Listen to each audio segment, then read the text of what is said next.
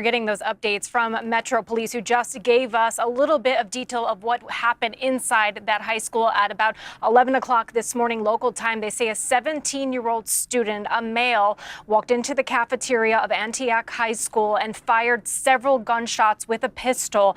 2 students were hit, 1 killed, as you guys mentioned. Another student right now at the hospital in stable condition. We're told by authorities that that student has a graze wound to her arm. We also know another student has some sort of facial injury, but not a gunshot wound, but also someone who is being treated after this incident. This is a school of about 2,000 students. It's a high school, and guys, I can tell you that this community, it's a pretty traumatic experience no matter what, but especially for this community, because if you remember, it was just in March of 2023 when 6 students at Covenant Elementary School, the Christian school, were killed by a former student. If you remember, that school, if you do a quick search, about 30-minute drive from this high school. So this is a community that is still sort of trying to recover from the trauma of that incident, and that was very clear from family members as they were waiting to just get reunited. You can see with the buses here bringing students to their family members from that high school.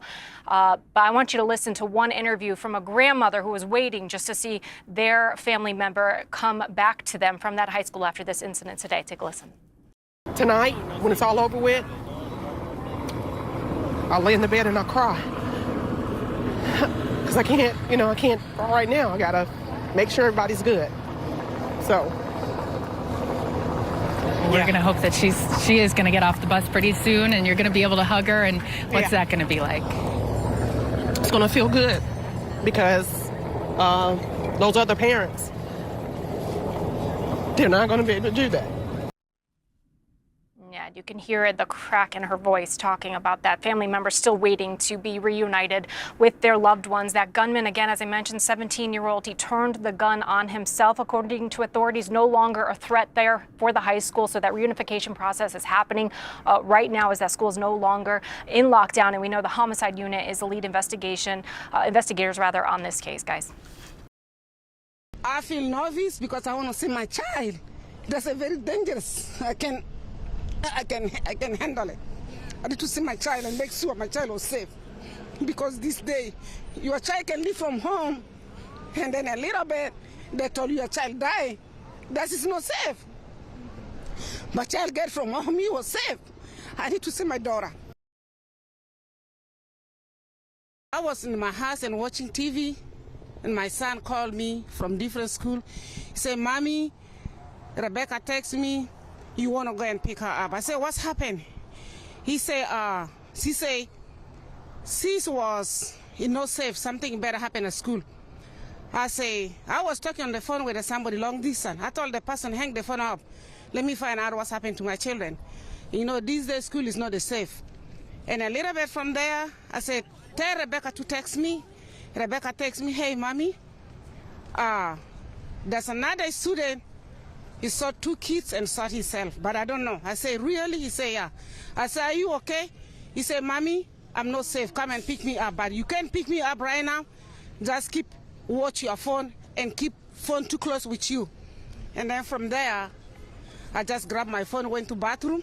I started to just get myself and hold phone on my hand. And after half hour, board education takes all the family.